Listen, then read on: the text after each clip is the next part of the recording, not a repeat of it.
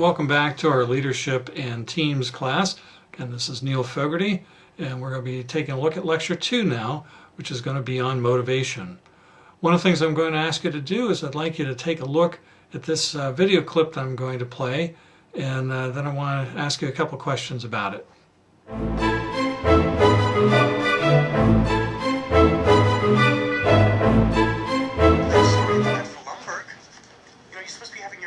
Now with the consultants. Who? The consultants? What has gotten into you? Oh, yeah. Right. Wait, Peter, we gotta postpone it, man. Tell me you've been sick. Make something up. Oh, no way. No, I feel great. It's the best day of my life. Much better. Looks like a Peter Gibbons. Oh, there you are.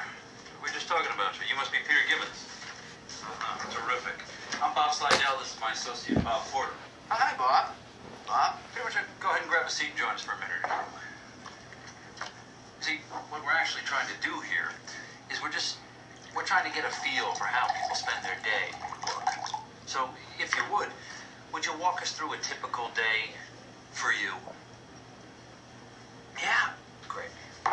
Well, I generally come in at least 15 minutes late. I use the side door, that way lumber can't see me. And after that, I just sort of space out for about an hour. Space out? Yeah, I just stare at my desk, but it looks like I'm working. I do that for probably another hour after lunch, too. I'd say in a given week, I probably only do about 15 minutes of real, actual work. Peter, would you be a good sport and indulge us and just tell us a little more? Oh, yeah. Let me tell you something about TPS reports. The thing is, Bob, it's not that I'm lazy. It's that I just don't care. Don't care? It's a problem of motivation, all right? Now, if I work my ass off and Initech ships a few extra units, I don't see another dime. So where's the motivation? Now, here's something else, Bob. I have 8 different bosses right now. I beg your pardon? 8 bosses. 8? 8, Bob. So that means that when I make a mistake, I have 8 different people coming by to tell me about it. That's my only real motivation, is not to be hassled. That and the fear of losing my job. But you know, Bob, that'll only make someone work just hard enough not to get fired. Would you bear with me for just a second, please? Okay.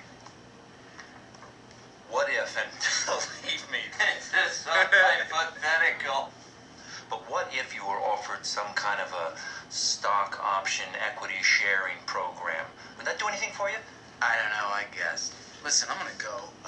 It's been really nice talking to both of you guys. Absolutely. The pleasure's all on this side of the table, trust me. Good luck with your layoffs, all right? I hope your firings go really well.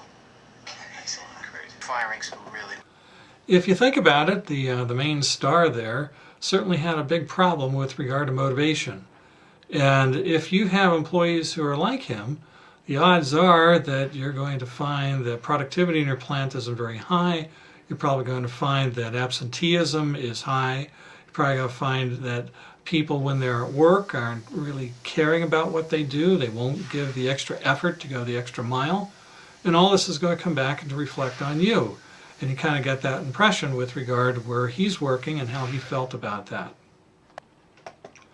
So as a challenge for you with regard to this, if you did have an employee like this, what could you do to motivate him or her so that all of a sudden you might find that his or her productivity has gone up, all of a sudden the work product has gotten better, and this is going to reflect better on you when you go for your various performance appraisals before your various bosses up the ladder as well. So what could you do? What could you do to motivate this young man to do better and really want to achieve?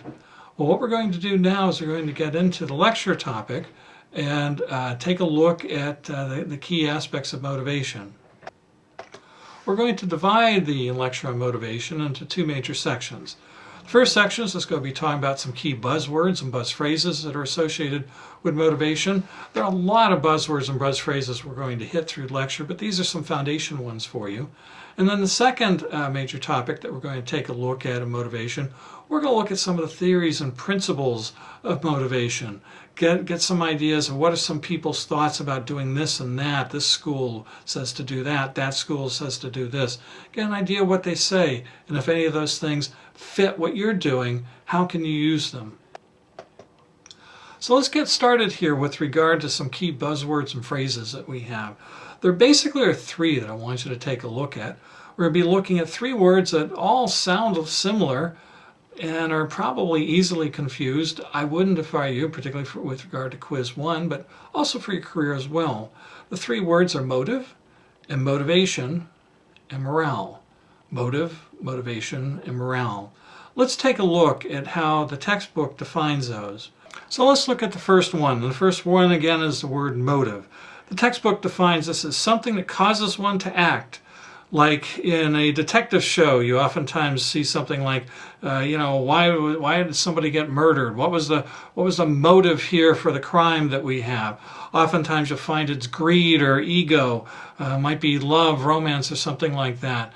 But that's what we're talking about there. The first of these key words, motive.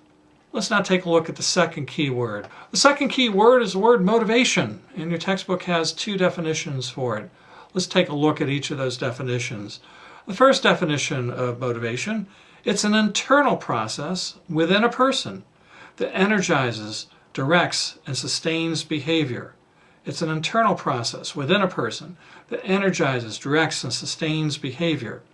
And the second of these two definitions, it's an internal force that causes one to act in some way. An internal force that causes one to act in some way. This differs from person to person, and it differs even within one person over a period of time. Look at those two definitions. There's something special about them. If I had asked you to define the word motivation, you might have come up with something similar to either of these, maybe both, but there's something you might have missed, something that the authors think is important, something that's not very usual, something that's kind of odd. And that is, notice how both of these definitions use the word internal. We would oftentimes say, hey, the motivation for me running out the door was somebody over here started a fire. So the fire was my motivation to go running out the door. But this isn't saying that, because a fire is external to me, right? It's not internal, but the definition given by the book says it's internal. So what does that mean? Well, the fire is an external cause, but what really motivates me to run out the door? It's something inside me that sees this, oh my gosh, there's fire, let's get out of here. So it's something internal. It's not the external source of the motivation. It's not what starts you getting changed inside. The real motivation is what's going on inside, what makes you do something. And that's why they use the word internal. So let's go to the third and the final buzzword that we want to take a look at, and this is the word morale. And with regard to morale, there are three subpoints that your textbook wants to make. So let's take a look at each of those subpoints. The first is a definition. What does this word morale mean? Well, the definition of morale is it's one's feelings or attitude about something like a job. One's feelings or attitude about something like a job. Go back to the video that we just saw in Office Space. What type of attitude or feelings did he have about his job? They weren't really very good. It gives you an idea what the morale is like, what his morale is, how he's feeling it, and probably the morale through the whole organization. Let's go to the second point. The second point is a rule. The first point was a definition. The second point's a rule. And with regard to the rule, I'll give you the rule. There's some subpoints to it. The rule, high or bad morale results from the satisfaction or dissatisfaction of one's needs. High or bad morale results from the satisfaction or dissatisfaction of one's needs. Now the textbook has a subpoint and two sub-subpoints with regard to that. Let's take a look at them. The subpoint, in business these needs may be. In business these needs may be. And the textbook gives two examples of these needs in business. First of these subpoints or sub-subpoints is ego. In business, people like to have recognition.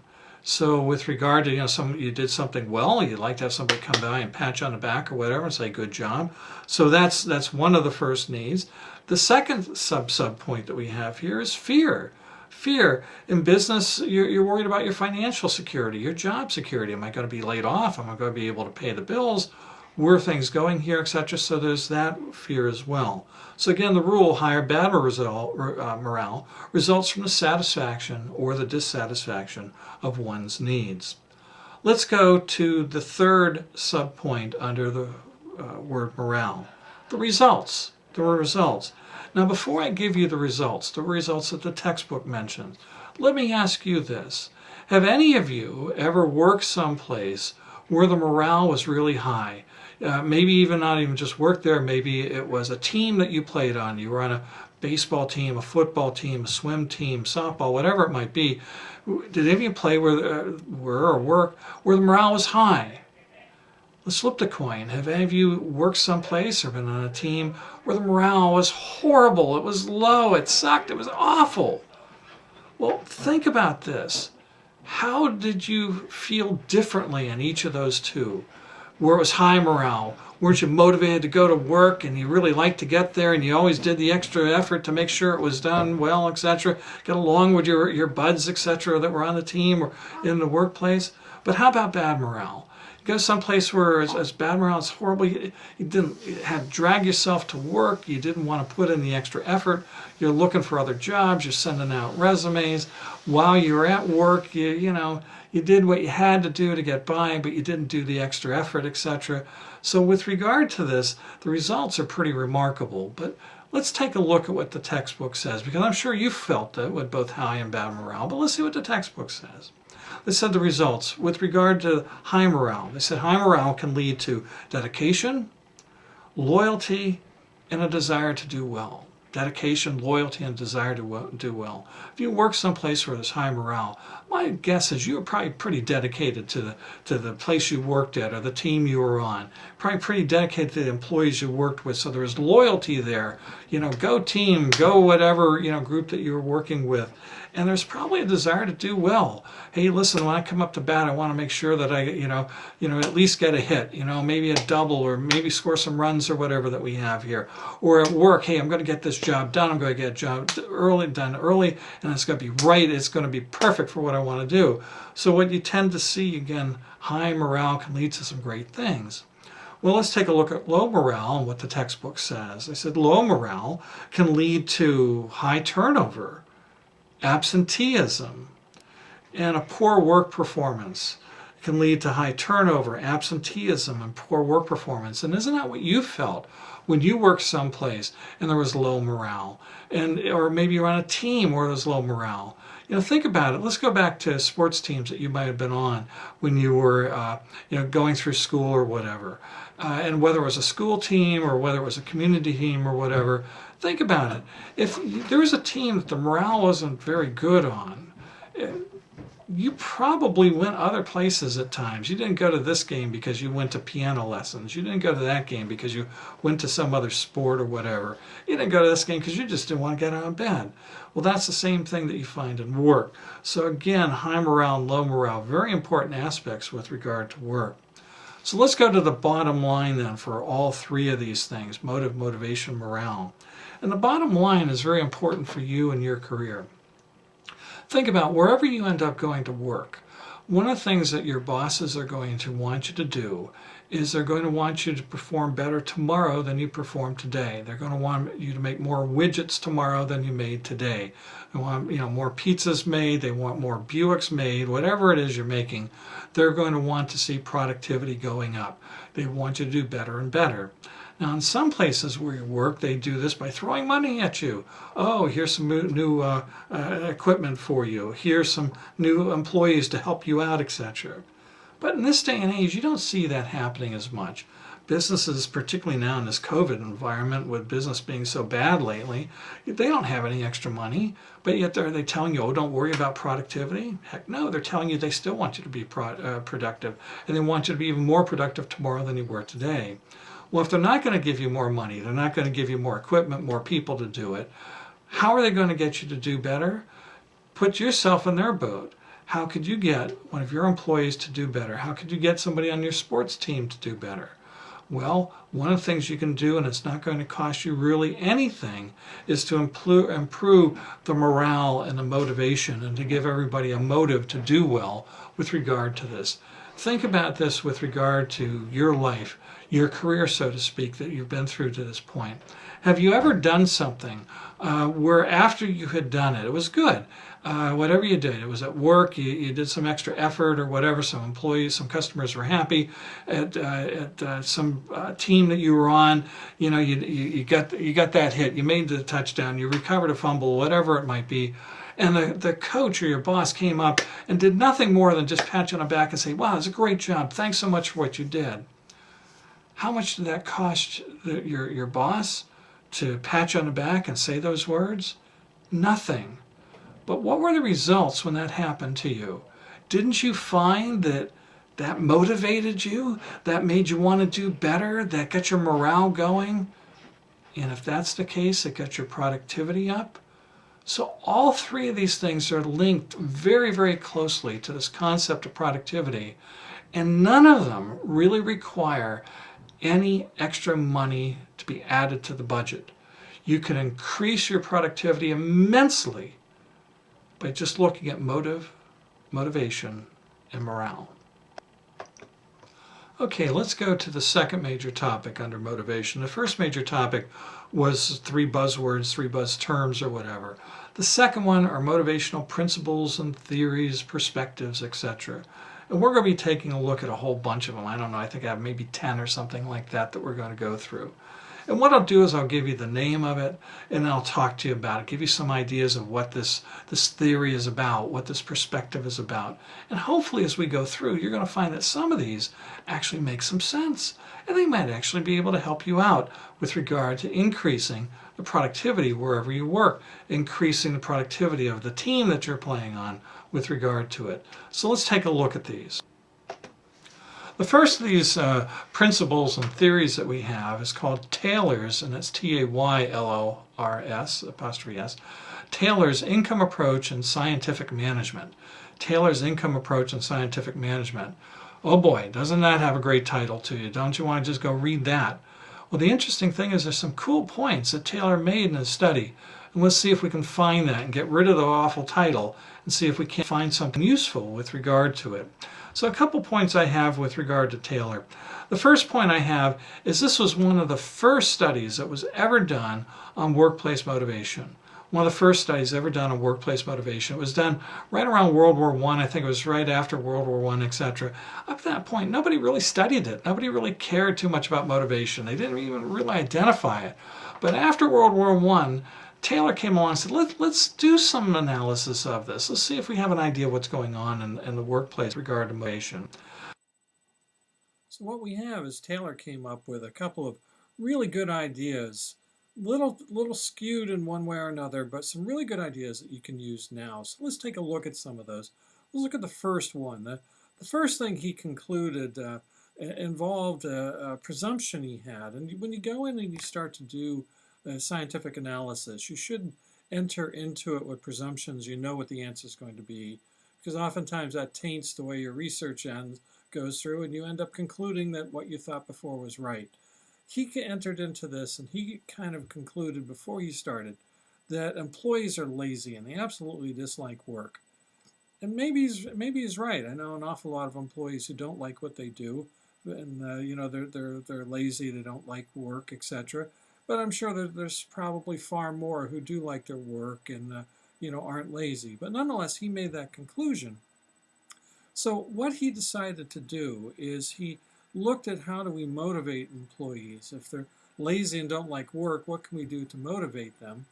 And he made another conclusion which is somewhat right but somewhat wrong. And he said that the only way, and that's the big problem I think with his theory, the only way to motivate workers is through money. Give them more money and they'll be happier, they'll work more, etc. They won't be lazy or whatever. And he said if that's the case, one of the big problems that we have in the United States, and we had it then right after World War I when he did this study, we even have it today, is most people aren't paid based on their productivity. They're paid based instead on a time-based method. You're paid X dollars per hour, X dollars per week, X dollars per year, whatever it is. It's paid on time. So Taylor looked at that and he said, well, wait a minute.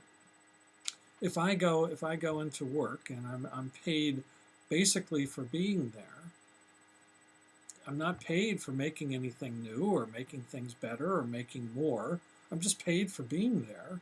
I really don't have an incentive to make more, do better. Just go in, put in my hours, and I'm fine. Now, yeah, I can't go in and not do anything. I'll probably be fired, or go in and do a horrible job. I might be fired. But as long as I do a minimum, I'm okay. And that's not a really motivated employee, and that goes back to that Office Space video that I talked about earlier. So what Taylor suggested is something new. It was really pretty cool idea. He decided we're not going to pay people based on time. We're going to pay them based on productivity. And he came up with this system that has a buzz phrase with it. It's called the Piece Rate System. P-I-E-C-E, piece, not P-E-A-C-E. But the Piece Rate System. He said instead of paying people per hour, let's pay them for everything that they make. Let's say, for example, we're talking people in the Ford automobile plant, which at the time were making Model Ts. Instead of paying them for every hour that they're at work, pay them for every Model T that they make. Now, indeed, you have a team of people. It's not just one person making a Model T, but you have a team of people working on this. And if you pay them for every Model T that they make, as opposed to just for being there, the odds are, he said, you're going to have more people making more Model Ts. And the more Model Ts that you make, the greater the productivity. And if productivity goes up, you end up seeing costs generally go down, income goes up, business is much more profitable. So he said, let's do this on this piece rate system based on basically paying people based on productivity. Well, there's a problem with that. It's a really good idea, but there's a problem with that. And that problem is most of the laws then and today say that you have to pay people on this time-based method. The minimum wage, $7 or $8 an hour or whatever. You have to pay them on an hourly basis or on a monthly basis, weekly basis, yearly basis, on a time-based basis. And that kind of hurts. But there's a way around it. In fact, some really smart companies have figured it out. And the way around it kind of goes to what you also saw a little bit in that Office Space clip. And that is, okay, let's go in and we'll pay employees based on an hourly wage or weekly wage, annual, whatever it's going to be, based on time. But let's also build in an incentive system. For everything they do above the norm, they make 5 more pizzas per hour or something like that, whatever it is that they're making. Let's pay them an incentive, some sort of bonus. And this type of incentive system hopefully will motivate them. And a great example of this goes to the steel industry. And of course, around the Pittsburgh area where I'm located, steel used to be king. And one of the things that you see is if I go around and I asked you in class, if we were sitting there together today, and I asked you what's the largest steel company in the United States, the odds are pretty good you're going to say U.S. Steel, United States Steel. And you're not too far off. U.S. Steel used to be the largest producer of steel in the United States, but now it's number 2. The number 1 steel producer in the United States is a company you may never have heard of before. It's called Nucor Steel. Nucor spelled N-U-C-O-R. It's an abbreviation. It used to be called the Nuclear Corporation of America. They did other things back then, so it was called Nucor. They just shortened it, so it's Nucor Steel. Well, how did Nucor, which a company that most people have never heard of, become the number 1 steel producer in the United States? Well, it did a number of things, but one of the key things is it has a huge incentive system. Let me give you an example of this. If you're going to get a job, if they were hiring right now, of course, with the COVID problem, they're not, but let's say they were hiring and you went there to become, say, a laborer or whatever. You go to U.S. Steel and they probably tell you something like, okay, we'll pay you $22 an hour. And there's some benefits and whatever, but we'll pay you $22 an hour. And let's say across the street there was a Nucor steel plant. Let's say that they're hiring for the same position If you go there, they say, okay, great, yeah, we have the same position, wonderful, etc., but we're going to pay, and it's usually much less. I'm just going to, make up a number here, say $12 an hour. Well, where are you going to work? Of course, you're going to go across the street and work at U.S. Steel. They pay $22 an hour. You're going to make more money, right? Or maybe not. Nucor builds into its facilities a huge incentive system, massive. All sorts of things are incentivized. And the interesting thing is, most Nucor steel workers at the end of the year, even though they're making less per hour than a steel worker at United States Steel, most Nucor steel workers, their end of the year income is far in excess of U.S. Steel. Let's say that the normal U.S. steel worker is making, $60,000 to $80,000 a year. At Nucor, you're probably making $80,000 to $105,000 a year. And it's because of the incentives. They have huge incentives. Well, with the incentives, maybe that's why Nucor is the largest steel company, makes the most steel in the United States, because they're incentivizing. Now, what they did is they knew that we couldn't pay anything less than minimum wage and other things, because everything's based on this hourly basis based on our laws. So what they do is they pay low on the scale. They're still within the law. They don't go below minimum or anything, but they pay low, and then above that they highly incentivize things. Number of tons of steel you produced, how many are rejected for quality problems, your attendance, are you there most of the time, or are you absent a lot or whatever. So they have all these incentives, more than what I just said, built into it, and they are the #1 steel producer in the United States right now, maybe because, at least in part, what Taylor was saying with regard to this piece rate system. Taylor, though, however, says something else. Something also is kind of brilliant with regard to it. Think about this. Taylor does his project right after World War I. So, we had all these soldiers, etc., over there, in France, fighting the Kaiser and the Germans or whatever. And after World War I, they're coming home. So one of the things they wanted to do is they wanted to do all sorts of studies about what worked and what didn't work in the army when they were in France. And one of the things that they were looking at is the speed that the troops would move. Let's say, for example, I have a squad of soldiers, and the squad of soldiers is here, and I want them to go to the hill over here. How long is it going to take them to go that far? Now, if I asked you, in fact, let me just take it with you. Look out the window wherever you are now, and look down the road. Maybe you can see a building or something, a tree, whatever. That's maybe a tenth of a mile away, maybe a little bit longer. And if I asked you, hey, listen, let's take a team of students that you were on. Maybe in a prior term you had a team of students together. Let's take that team, and let's say that your team is going to run from your house right now to that tree, that building that you see that's about a tenth of a mile away, and I asked you, how long is it going to take you to get there? Most of you would probably sit back and say, well, how the average speed of a human being is this, and this, that, and the other. And so I think we're going to be able to do it. You do some sort of mathematical calculations, how far it is it raining and snowing, and all this other stuff. Taylor says that's nonsense. He said the fastest speed that team is going to get there is the speed of the slowest member, because you got to get the whole team there, right? So if you have, let's say, a team of 5, and let's say that 4 of you are fast as can be, but you have somebody on it who's not very fast, a slow runner or whatever, for whatever reason. Well, how fast is your whole team going to get to that tree down the street or whatever? It's going to be the speed of the slowest member. So what Taylor says, listen, most managers, when they incentivize things, when they go and they praise people, when they try to motivate people, they oftentimes focus on the best performer, the fastest runner, so to speak, the one who makes the most widgets, the most pizzas, whatever it is that you're doing. And that's not a bad thing. But Taylor said, think about this. What we probably ought to do is we probably ought to focus our incentive system, our motivation, not just on the best performers, but on the worst. Because if we can find a way to make that slow runner on our team run even a little bit faster, then our whole team produces more. We're there faster. We get there faster with regard to it.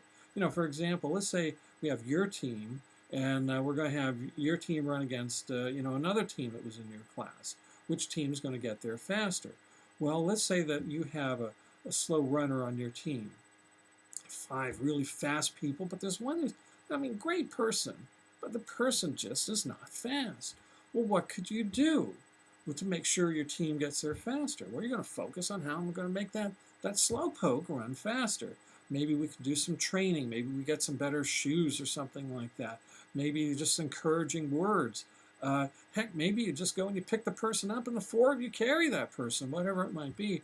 Maybe get some roller skates or something like that, whatever you can do. Because if you can get that faster, slow person going faster, the odds of you beating the other team increase considerably. So what he's saying under this concept that he has, which by the way has a buzzword too, it's called soldiering. Soldiering, and that's where you focus on the slowest mover on your team, the slowest member, the worst performer, whatever on the team. If you do that and you can improve that person's performance, increase their speed, whatever it is that you're trying to do, then the whole team does better.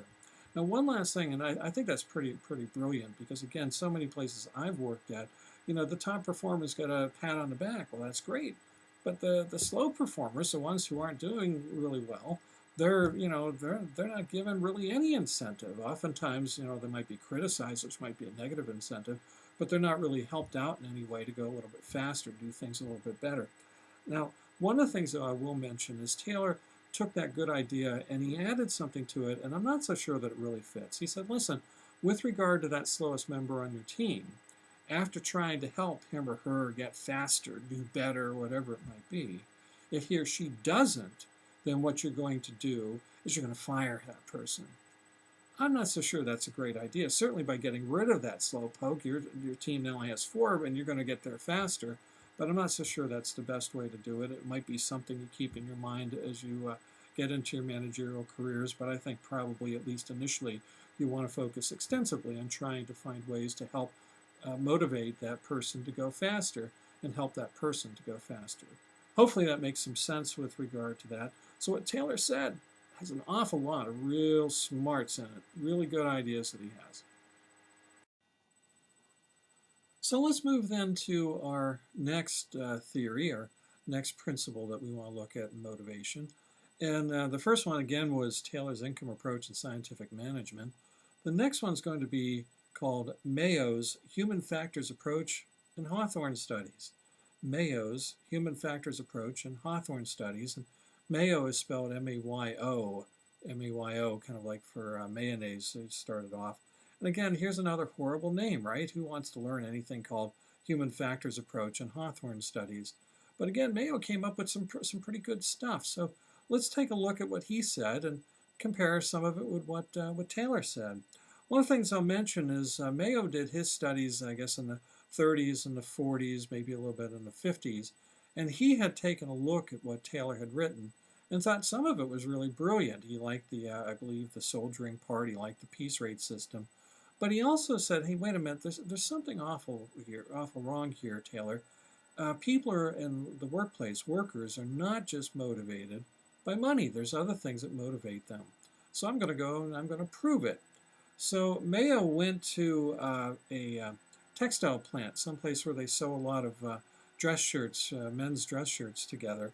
He went to a place, I think it was in Hawthorne, Illinois. I think that's where we get the idea of the Hawthorne studies. And he goes to this textile plant, and he goes into a mill building, not unlike the steel mill buildings you might see around here, many of which sadly are closed, but a really long building that instead of filled with, steel equipment and furnaces and things of that nature, filled with sewing machines, with just one sewing machine next to another and just rows and rows and columns of people sitting behind sewing machines. Now, this building was set up so although it ran straight like this, it was divided into 3 sections that ran like this. They're all together. You had section A, and then you had the middle section, section B, and then you had the end section, which would be section C, so it had A, B, and C. And again, it just ran the entire length of the building. So what he did, and by the way, these sections, they have kind of a buzzword to them. They're called bays. So you have Bay A, Bay B, Bay C, etc. With regard to it, you have these bays. So what he decided to do is he went into this plant, and again, let's say it's around World War II sometime, a little bit before, a little bit after, whatever.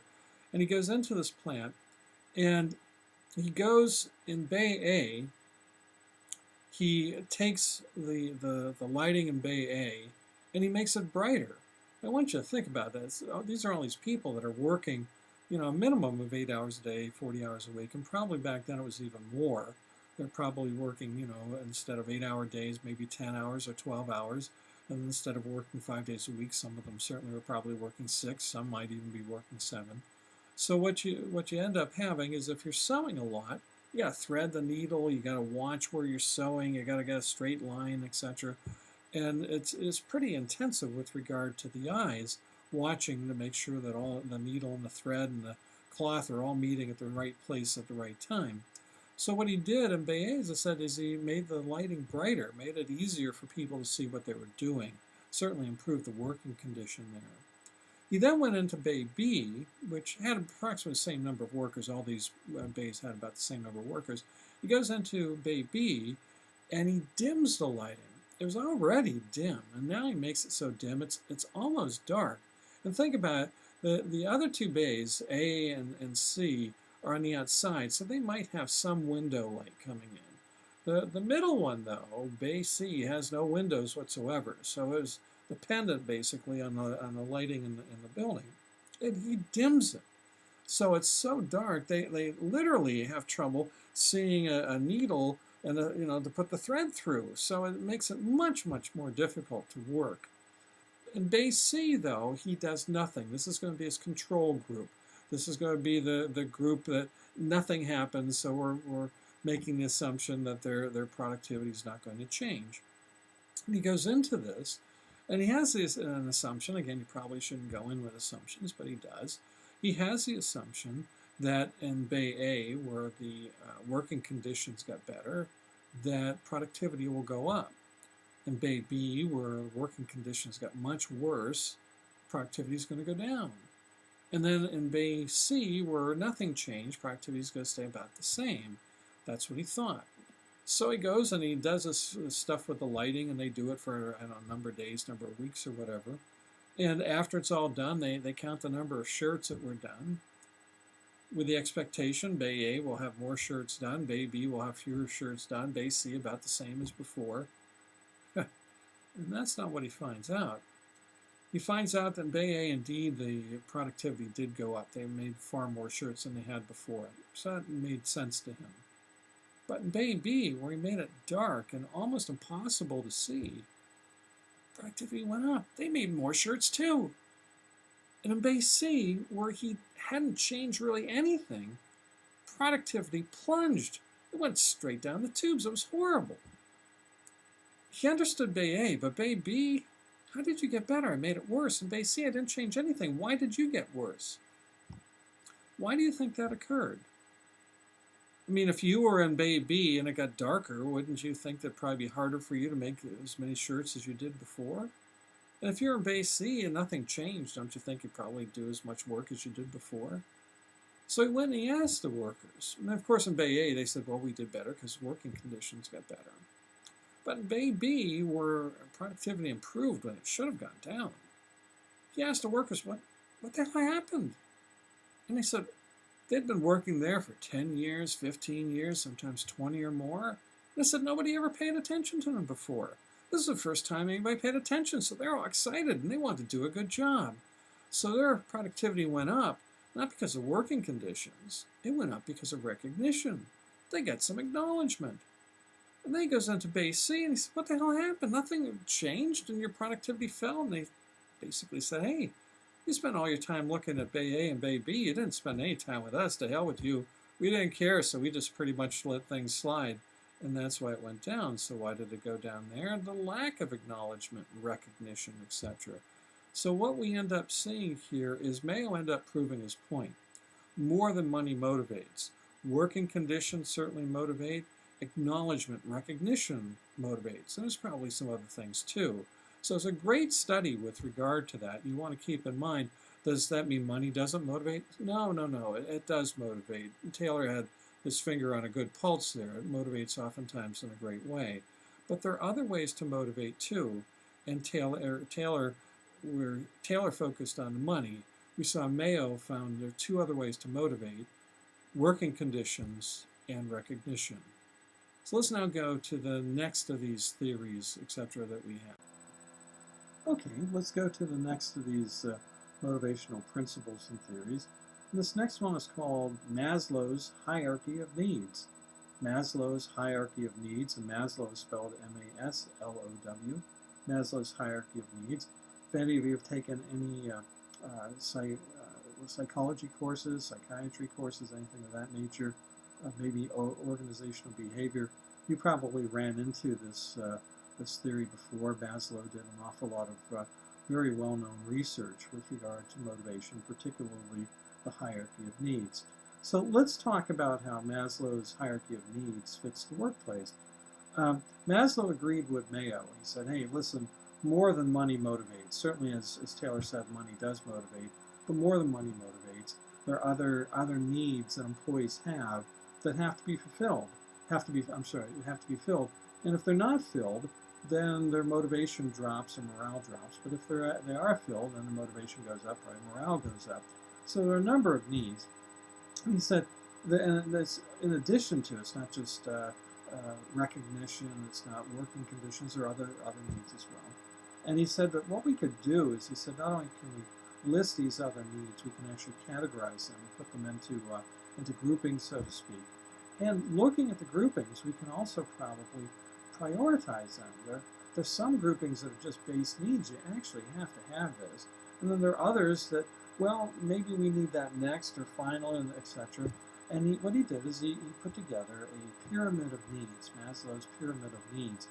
And for our purposes, we're going to look at basically 5 levels of the pyramid, 5 steps, etc., as you go to the top. And these needs are, let me first give them to you in the 5 steps. I'm going to start at the bottom and work to the pinnacle at the top. The lowest level need, the base need, when I say lowest doesn't mean it's the worst need, but it's the base need, is the physiological needs. Physiological needs. These needs in the workplace, we're talking about, wages bring you food, they bring you shelter, they bring you clothing. These are the base needs that everybody has to have. If you're not eating, you can fill all these other needs. It doesn't matter. You still need to eat. So the base needs are these physiological needs. The next level up that we have are called safety needs. Safety needs. And in the workplace, safety needs actually include more than what might be obvious. Certainly we need a safe working conditions. We don't want to go into work and have to worry about, our arm's going to be pulled into a machine, or something's going to explode, or we're going to breathe some stuff that's going to cause us cancer or whatever. So we certainly have safe working conditions, but there are other things too that are in the safety needs. We need job security. We don't want to be fired. We don't want to be laid off. We want to depend on this income coming in. We need health insurance. If we get sick or whatever, who can pay in this day and age? When an aspirin costs $500 or something at some hospitals, and it's absolutely ridiculous. So we want to have health insurance. In addition to that, we want to have pensions, some sort of retirement income. Because sooner or later, no matter how young you may be now watching this video, you're going to go like that, and next thing you know, you're going to be my age or older, and next thing you know, you're going to be thinking about retirement. So you want to have some sort of pension or retirement income as well. The next level up, after we have the physiological needs and the safety needs, the next level up, the third level as we go closer to the top, are social needs. Social needs. This includes such things as being liked by your fellow employees. Maybe they don't all love you, but you get along well, right? No one's fighting. It's not a horrible place to go. Your bosses work with you well, and you like your bosses. Your employees work with you well, and you like them. Your colleagues work well, etc. So you have the social needs that we have. And if you think about it, too, right now, with regard to the COVID crisis and so many people being home, and many people being alone at home, this is certainly something that they miss. You're, my gosh, I want to go in because I want to talk to my coworkers or whatever. The social needs. The next level up, the fourth level that we'll go to of the 5, is called the esteem level, esteem needs. And with regard to esteem, here you want respect and recognition for your accomplishments, respect and recognition for your accomplishments. And you get these through such things as promotions and awards and acknowledgement. Even just a pat on the back. Respect and recognition for your accomplishments. This all goes to your esteem. The very top of the pinnacle, the last of the needs, very top, is called self-actualization. Self-actualization. And the best way to look at this insofar as employees is you want an opportunity to grow and develop. You want to reach for all you can reach. You want to be all that you can be, etc. Self-actualization.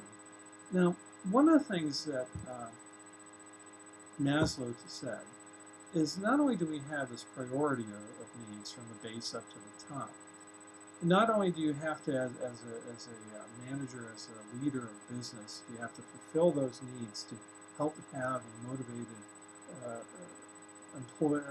employees and high morale in the workplace. He also said you have to start at the bottom and work to the top. You can't skip levels. For example, one of the things right now, let's talk about Bill Gates. Bill Gates certainly is at the top of the game, right? If he's not the wealthiest person in the world, he's close. So if you went to Bill Gates and tried to motivate Bill Gates and say, hey, listen, I'm going to increase your wages, Bill Gates doesn't care. If you went to Bill Gates and said, hey, listen, you and your wife, I think it was Melinda, something like that, if they have this nonprofit trying to help people throughout the world. If you went there and said, hey, listen, I'll donate money to it, I've got this great idea that's going to help you promote this, that all of a sudden, that might motivate him. So wherever you're on the need scale, if someone tries to motivate you on a different level, it probably isn't going to work. For example, again, going back to the employee who, barely can get food on the table. He or she doesn't care a lick with regard to the esteem things. Oh, it's nice to be patted on the back, but I didn't eat yesterday. So what you want to do is you want to fill these levels from the base up. Another thought that he has is you should keep in mind that when you look at the employees you have in your workforce, not all employees are at the same level. You've got some on level 1 and 2, 3, 4, 5 or whatever. So if you try to incentivize them, one of the things you better recognize is one size doesn't fit all. One incentive program won't help everybody on all levels because everybody has different needs on these different levels that you have. And the last thing that he mentions here is you should keep in mind that employees change levels over time. You might be on level 3 this year and level 4 next year, and all of a sudden you get laid off and you're back to level 1 or whatever. So you change. So what motivated Bill and Sally last year might not motivate Bill and Sally this year because there might be a change. I mean, think about this from a motivation standpoint. Go back, probably 15 years ago. You're probably, getting ready to enter into kindergarten or first grade. And if your parents wanted to motivate you at that point, they might say, hey, if you don't clean up your room, then you don't get to stay up tonight and watch Blue's Clues. Oh, geez, my gosh. So there's motivation. Okay, now that you're at home now with your parents, maybe you're living there during this COVID crisis. If your mom and dad came to you and said, hey, if you don't clean your room, you don't get to watch Blue's Clues. You don't care. You don't want to watch Blue's Clues with regard to it. So one of the things you have to keep in mind is, again, over time, people change on these various levels that you have. So again, Maslow has a pretty good idea. You should look at how your employees, each employee has different needs, put them on the scale, prioritize, etc. as they move up, and keep in mind that one incentive plan probably is not going to fit all. You're going to probably have to have multiple different types of incentive plans and motivational plans in place. Okay, we've looked at a couple of motivational theories already, right? We've looked at Taylor, and we've looked at Maslow, and we've looked at Mayo. Well, let's take a look at a fourth, and this is called Hertzberg's motivation hygiene theory. Hertzberg's motivation hygiene theory. Herzberg is H-E-R-Z, B-E-R-G, G-R-Z, B-E-R-G. Motivation hygiene is a hyphenated word, either two words connected by a hyphen or one word with a hyphen in the middle, however you want to look at it. Hertzberg's motivation hygiene theory. Let's talk a little bit about what Hertzberg did. Hertzberg, by the way, was a researcher at the University of Pittsburgh for a short period of time, and I mentioned, I think earlier in my introductory video that although I teach at Penn State now, I actually did teach some time at Pitt as well. So Hertzberg was there, wasn't there when I was there, but he was there. Hertzberg basically said, listen, all these other theories are great. They have some shortcomings and some good things or whatever, but generally speaking, they're great. Basically, they're saying in the workplace there are a lot of needs that one has. If you fulfill those needs, if the employee becomes satisfied, usually his or her motivation goes up, his or her morale goes up, productivity oftentimes goes up. If his or her needs are not satisfied, he or she becomes dissatisfied, he or she becomes, you might call it demotivated, and also the morale drops. So one of the things that you want to do is you want to take a look at the various needs that people have. And Maslow did that, right, when he ranked them and all, and so did the others. But Hertzberg said, it's interesting looking at the relationship between what satisfies you and dissatisfies you. If you sat down and wrote a list of the things at work that satisfy you, we'll call those motivators, those motivational factors. If you wrote down a list of things at work that dissatisfy you, those are called hygiene factors. That's where it gets its name, motivation hygiene. And those dissatisfy in the workplace. And he said, there's probably a 180-degree relationship between each. For example, in the workplace, if you're paid a lot, you're probably satisfied. If you're satisfied, oftentimes you find your motivation is high and morale's high. If you're not paid very well, you're paid low on this totem pole, you can barely make ends meet, paying your bills or whatever, you're probably dissatisfied, your motivation might be lower, and your morale might be lower.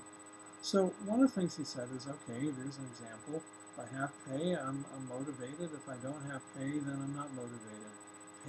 Paying me is a motivational factor, not paying me is a hygiene factor.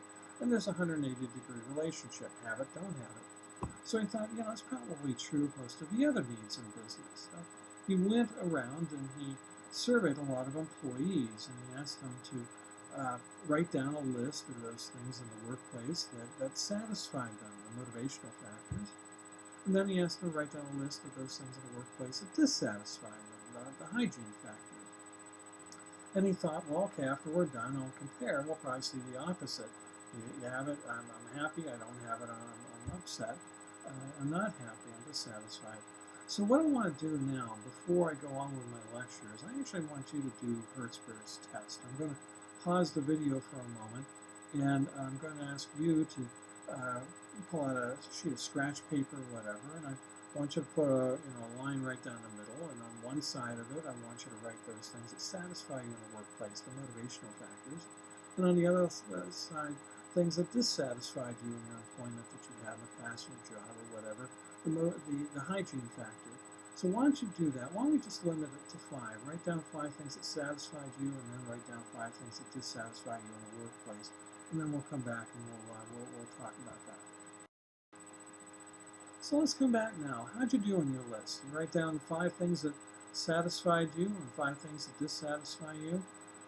Did you find when you looked at the list that everything on the one side of the list was a complete opposite of everything on the other side? Did you find that 180-degree relationship that Hertzberg was talking about? Well, if you're like my other students, you're probably going to find out that the answer is no. There certainly were probably some things, but you'd probably say there are a lot of things that weren't there. And let me give you an example here, and this involves something in my personal life, my family life. My wife and I, as I mentioned earlier, we left Ireland back in 1990. We have 2 boys who now, one just got out of college, and the other is a senior in college at Penn State. Let's go back when they were much younger, when they were probably someplace in elementary school. The way that I had set up my schedule at that time, I was working at Pitt and teaching, and my schedule was set up that I might teach early in the day, then I'd have maybe even early afternoon, but then I'd have the mid-afternoon and early afternoon off, and I might have a class in the evening. This allowed me to be at home when our boys came home. My wife worked at a hospital, and she wasn't there at the time. She would be able to be home in the afternoon when the kids came home, and I thought it was important to be there, to welcome them in the door. So one of the things that they'd do when they'd come home, etc., is we'd have some snacks or whatever, and we'd talk a little about their day, and then they'd scurry off to either play some games or play with their friends or do some homework or whatever it might be. And then a little bit later, we oftentimes, even if I was teaching, right before I'd leave to go teach an evening class, my wife would come home, and one of her pet peeves at that time was she'd come in the door and she'd look over in the kitchen, and she'd see that the kitchen sink was just filled with dirty dishes, and she was always upset and yelling and screaming and whatever at my wife and my sons and I.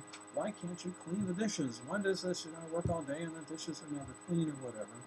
So one day my sons and I had a brilliant idea. Finally, we had an epiphany, light shone on us. Geez, why don't we do the dishes before Mom gets home?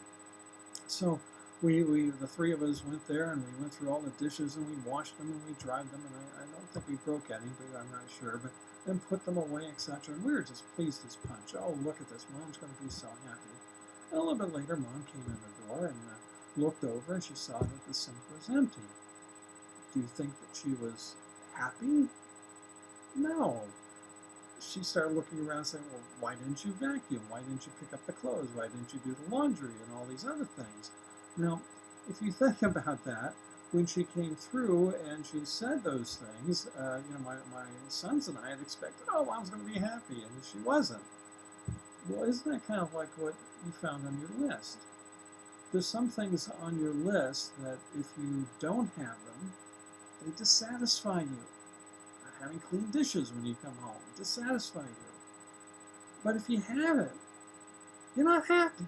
It's not making you joyous. It's not moving you from upset to, joyous. It's just moving you from being really upset to less upset, maybe neutral.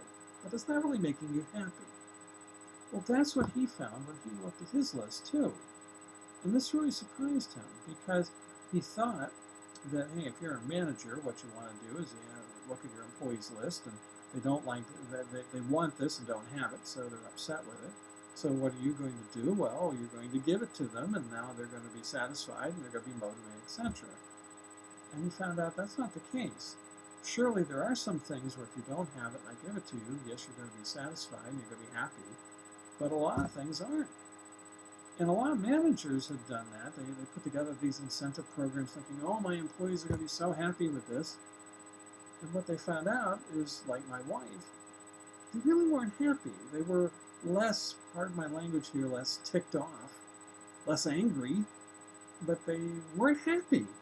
They had moved from -4 on the anger scale to maybe a -1 on the anger scale, maybe even a 0. But they did go to a +1 or a +2 on the happiness scale. So what a lot of managers were doing is they looked at that and said, oh, geez, my employees, they're awful. If I gave it to them and it didn't do anything but to heck with them, I'm not going to do that again. And if you think about it, initially, the initial reaction that my sons and I had is, hey, we were thinking Mom was going to be all happy. When she came in the door and she wasn't, we thought, oh, well, that's it. We're not doing the dishes again. Of course, it did occur to us, hey, this was still the right thing to do, and Mom might not be happy, but she was less ticked off. She didn't scream as much, perhaps, when she came through the door. So what we're seeing here is something that Maslow was pointing out. Hey, managers, if you see a need in the workplace and you fulfill it, and then you don't see your employees becoming happy, don't think that your incentive program failed. Don't think you shouldn't do it again. Don't think like Fogarty and his kids that you shouldn't wash the dishes again. No, wash the dishes. Keep this incentive program. You have improved things. You might not have taken someone from a -4 to a +3, but you took them from a -4 to maybe a -1. And that's an improvement. Things are still getting better in the workplace. So what he found, the main bottom line is, hey, with regard to satisfaction and dissatisfaction between motivation and hygiene in the workplace, there's not always a 180-degree line. You have it, you don't have it. Don't have it, I'm upset, I'm in the negative. Have it, I'm in the positive and unhappy. It's not always going to be that way. Nonetheless, you should still have those incentive programs. Nonetheless, Fogarty and your kids, get off your butt and go clean the dishes.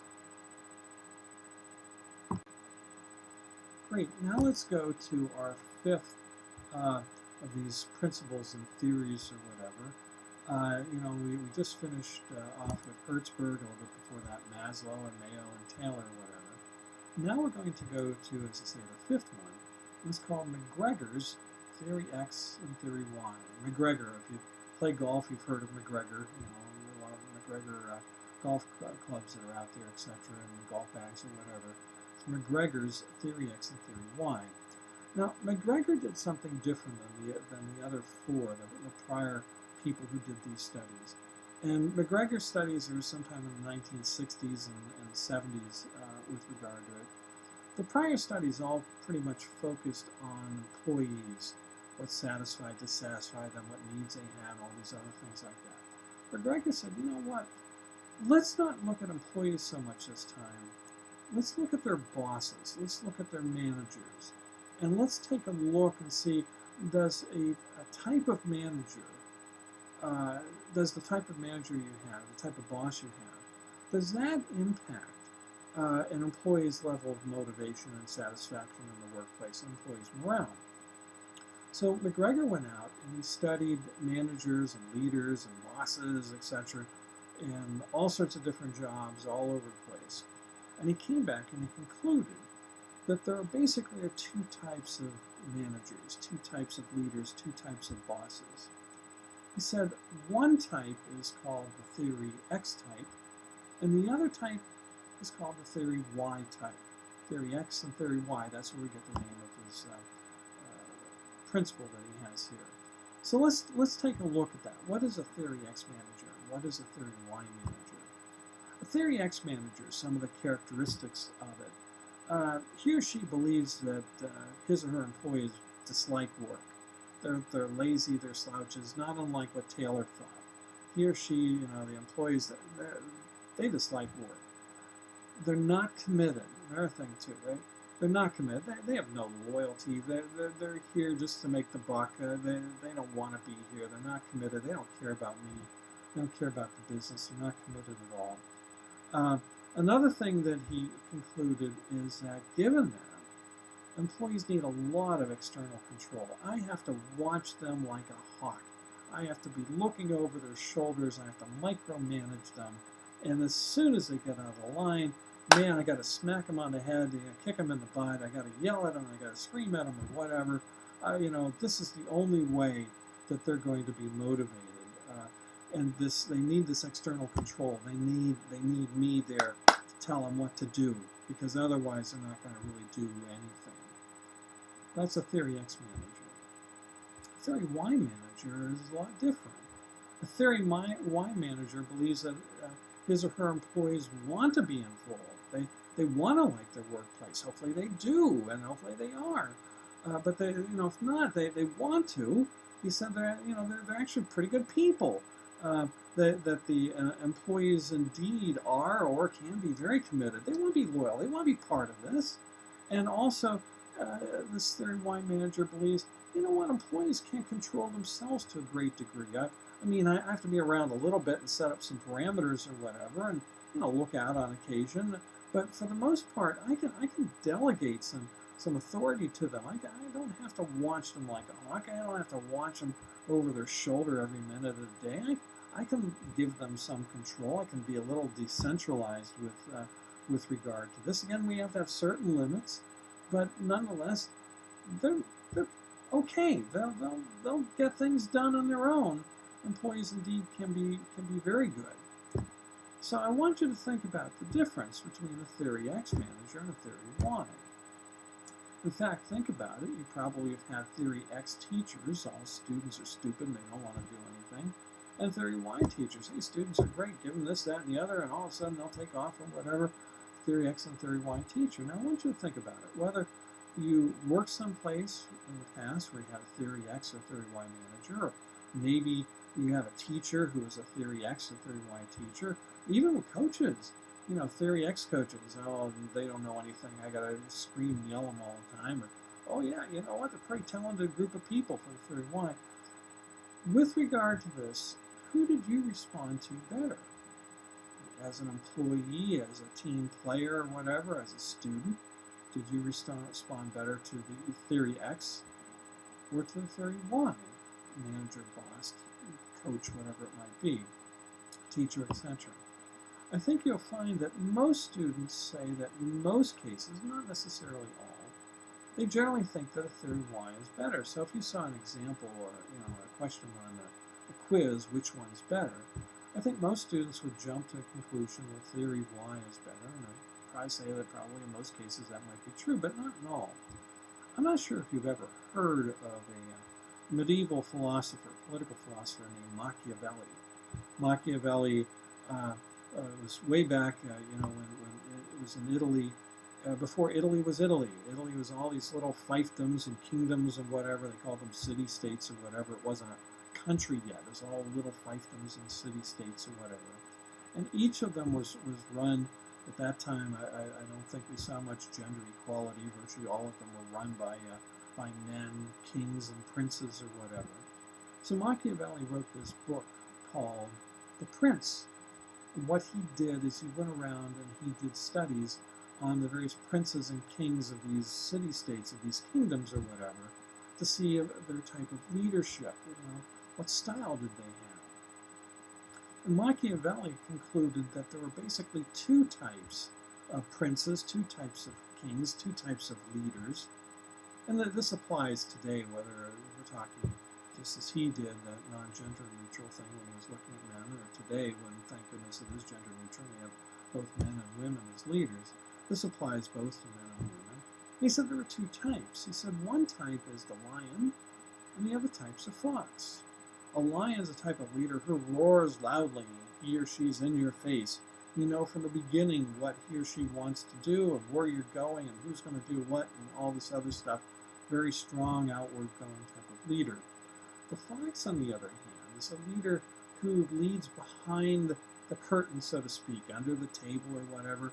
He or she leads more by manipulation, getting people to do things, there's very little roaring going on here.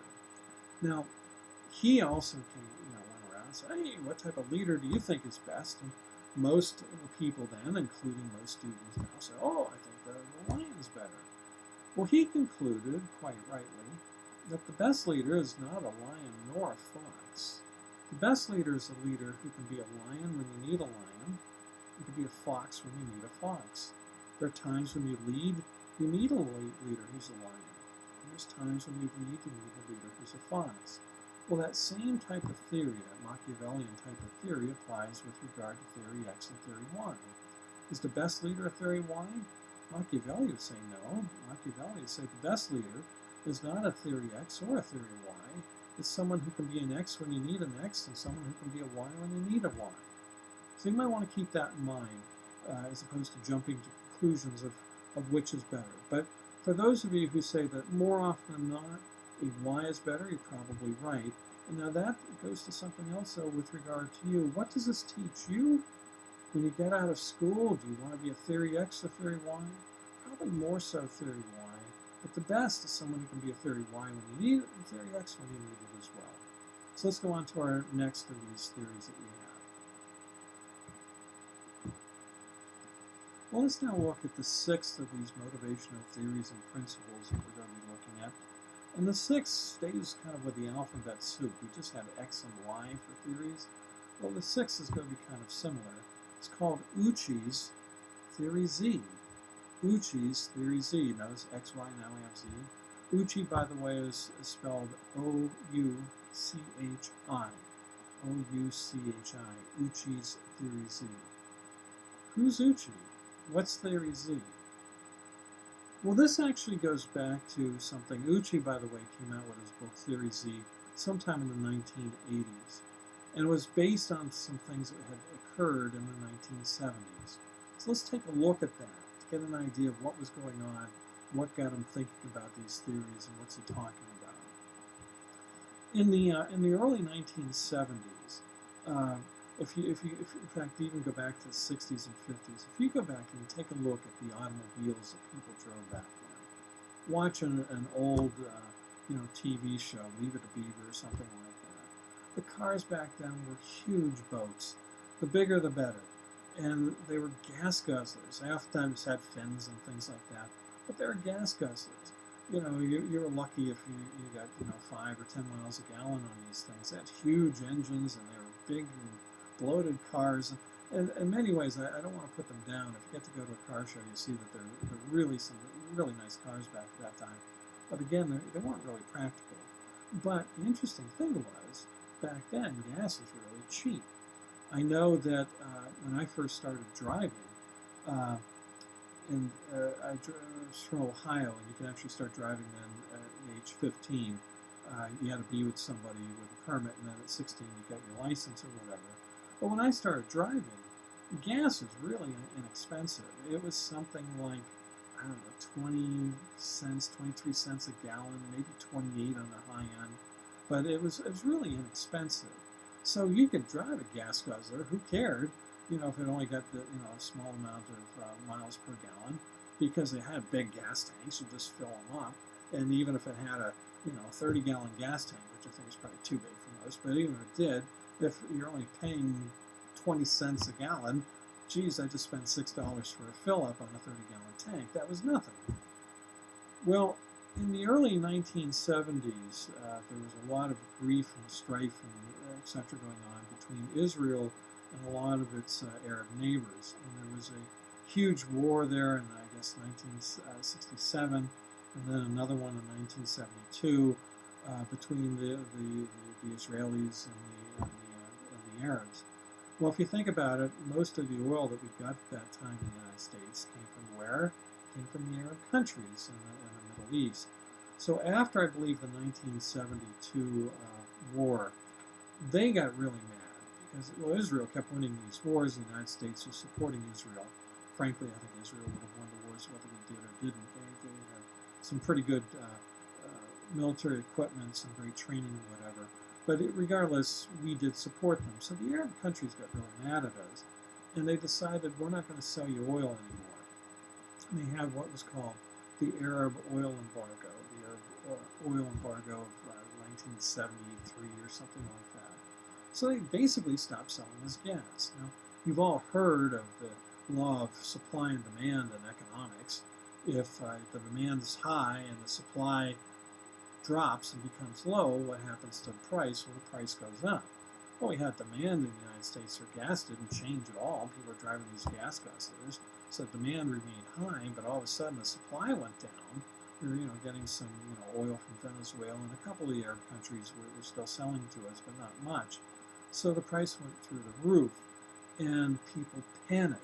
Let me tell you how bad the price went. Back then, we thought it was horrible. People were taking a bridge or jumping out windows or whatever. They're going to bankrupt us. Awful.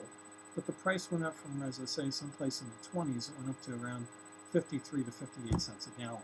I mean, today that would be a godsend. But back then it was absolutely horrible. People couldn't afford it. They just couldn't believe what was going on. So all of a sudden, we started to see that people stopped buying these gas-guzzling cars that were made by the American companies, General Motors, Ford, and Chrysler, or whatever. And for the first time, really, they started to buy cars that were made in Japan. They were economy cars, econoboxes as they called them. Weren't really well styled or whatever, but whereas our cars are getting 8 miles a gallon or so, their cars are getting 20 miles a gallon.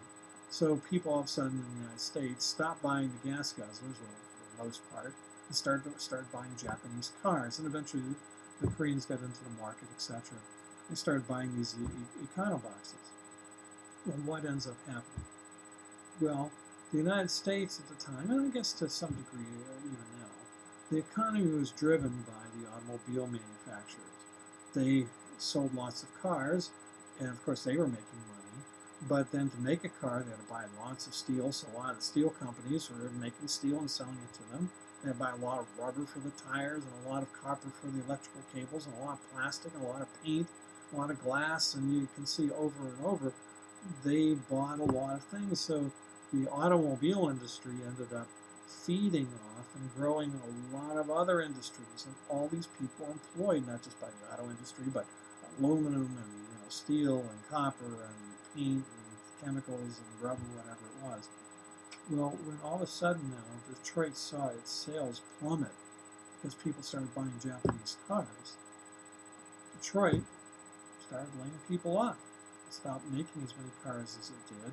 It's tried to design some cars that were more fuel efficient, but if you take a look at the cars that the United States made in the late 70s, they were pretty awful. They didn't run very well. The fuel economy was a little bit better, but they were very unreliable because people are trying to change technology. So we start buying all these Japanese cars. So in the United States, the economy crashes. We have a huge recession, we have inflation, and it's awful. But over in Japan, the economy booms. I mean, everybody's employed, people are making money or whatever. So in the United States, whenever anything goes wrong, you've got it now with the COVID thing. Whenever we're all looking for someone to blame. Whether it's somebody in this political party or that party, someone in power, someone not in power, someone in another country, someone here. We're looking for someone to blame. And at that point, people that we ended up blaming American executives.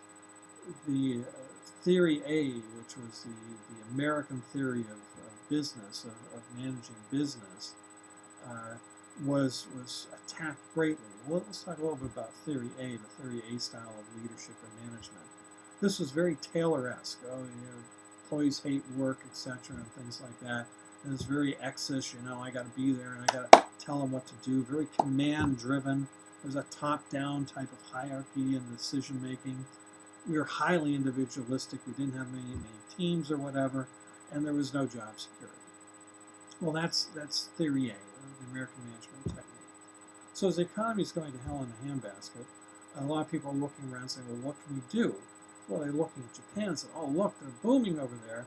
Maybe what we ought to do is maybe we should adopt Japanese management tactics and strategies or whatever, their leadership style. And this is called Theory J. Theory J. Now, Theory J was very much Y-ish, so to speak, whereas the other one's Taylor-esque and X-ish. This is a lot of Y-ish, X and Y are kind of like the carrot and the stick, or maybe it's backwards. X is the stick and Y is the carrot. In Japan, we saw it was very, very Y-ish. We saw a lot of team-oriented things going on. It wasn't individualistic at all, very collectivistic, but things were consensual. Bottom employees were involved. It wasn't a command-down decision. Everybody seemed to have some impact with regard to it, and they had no layoffs. At least at the time in Japan, no layoffs. You graduated, say, from high school, you got a job, say, at Mitsubishi, and you were there, you would never lose your job unless you did something horrible. You'd never be laid off until the time that you retired. So there were no layoffs there. So we said, oh, we've got to adopt these Japanese management techniques and management styles or whatever. We have to adopt Theory J. Well, the problem was a lot of the firms in the United States who tried to adopt Theory J found out it didn't work. And the reason it didn't work is not only did we have a difference in the management styles between Japanese managers and American managers, we had a big difference between American culture and Japanese culture. Japanese culture was very collectivistic. They didn't like individualism. American culture was very individualistic. We liked it. Teams are fine, but we're individual. We're gung-ho, etc. with regard to it. So what we found is that Theory J didn't really fit the American culture. So now we're looking around, what are we going to do? If Theory A doesn't work, if Theory J doesn't work, what should we do? And that's when this American-Japanese writer, this guy named Uchi, came up with a theory. He said, let's do a hybrid of A and J. We're going to call it Theory Z. And I know that when I was in the MBA program at Penn State back in the 80s, this was a big push. Lots of companies were looking at it. In fact, even today, most large and mid-sized companies, in fact, even many small companies, maybe without even knowing it, they follow Theory Z. What is Theory Z? What are the requirements? Someone who's a Theory Z leader manager, whatever, what do we tend to see? What are the characteristics of Theory Z? Well, let me give a couple of them to you. We normally have informal control of employees. So we're certainly not a Theory X. We're more towards Theory Y. We're giving employees more control, more delegation of authority, etc. that we have. So we're still have the people in charge, but we're giving them more authority, more management control to the employees. Another of the things that we seem to see here is that under Theory Z, we're promoting team building. We're still fairly individualistic in the United States, but we're promoting team building. If you go into most large businesses and medium, and as I say, even some small, almost all of them have the employees divided up into teams to do this, that, and the other. Think about it in business school, those of you who are, say, majoring in business here at Penn State. How many of the classes have you had where you're put on teams to do something? When I was a college student, nobody did anything in teams. It was all individual. Why are they putting college students, particularly business students, on teams? Well, again, this team building is very important under Theory Z. Another aspect here, too, with regard to Theory Z, instead of the old management versus labor, bosses versus employees type of battle that went on, instead of a you versus me type of attitude, under Theory Z, because of the team building, we're trying to make everybody part of one team. Everybody's part of the same family. So instead of a you versus me, we're trying to build in this culture under Theory Z a we and us type of thing. Instead of you versus me, it's we and us. We're in this together. We're all part of the same team, part of the same family. So Theory Z came along, and it actually did get adopted greatly in the United States. As I say, you still see many businesses doing it. They probably have no idea about the name Theory Z, never heard of Uchi or anything nowadays. But a lot of what Uchi talked about, you're going to find in businesses today. It seems to have helped. So if you're going to be a leader and a successful leader in the United States, particularly a business leader, you probably want to take a look at some of these things with regard to Theory Z, including the team building, the familial type of spirit, etc., and delegating some control, some authority to the employees that you have. So that finishes up Theory Z. So let's go on to, I guess it's going to be the sixth major of these principles and theories of motivation. And let's get to that in the next video. Okay, let's now take a look at the sixth of these various motivational theories and principles. This is called reinforcement theory. Reinforcement theory. And this, by the way, is one that, whether you know it or not, you probably have been practicing yourself, and it's been practiced on you, literally from the day that you were born and brought into the world.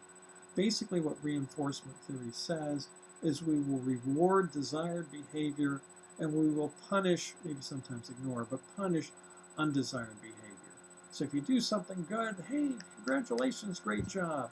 Do something bad, that's bad. You go to your room, you have a timeout tonight, or whatever. You do something good at work, congratulations, you got a plaque on the wall. You do something bad, you're laid off, you're fired, you get the office in the back or whatever. So what you see as reinforcement theory is something that you've probably done a lot. And you probably even do it without thinking about it. Think about with regard to friends that you have. Friends who do things that you want them to do, you're probably friendlier with them. Friends who do something that you don't want them to do, well, you might all of a sudden not be friends anymore, not as friendly as you used to be. Well, why? We're trying to motivate people. We want them to do what we want them to do. You do what we want, I want, you're going to get praised. You do what I don't want, and all of a sudden you're going to get some negativity thrown in your direction. That's reinforcement theory. We see it in business all the time. We see it in life all the time, both our professional lives as well as our private lives. So that's the sixth of these motivational theories. Let's go on to the seventh. Well, let's now move, as I say, on to the seventh of these motivational theories and principles. We just finished up reinforcement theory. The seventh one is a good one, too. In fact, I really like the seventh one. The seventh and the eighth are two of my favorites. Not that the others weren't good. I think they are. But the seventh and the eighth I like a lot. But number 7 is called equity theory. Equity theory. And it's talking about treating people equally, treating them with equity. with regard to business.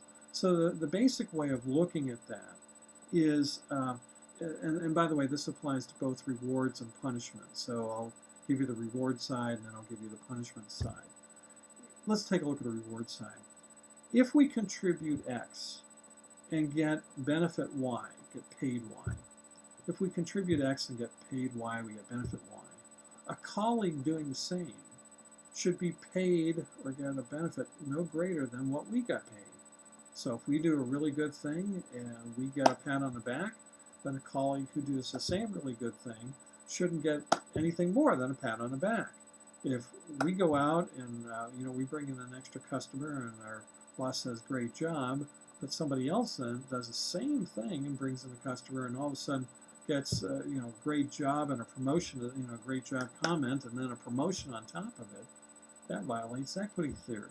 We want to treat people the same.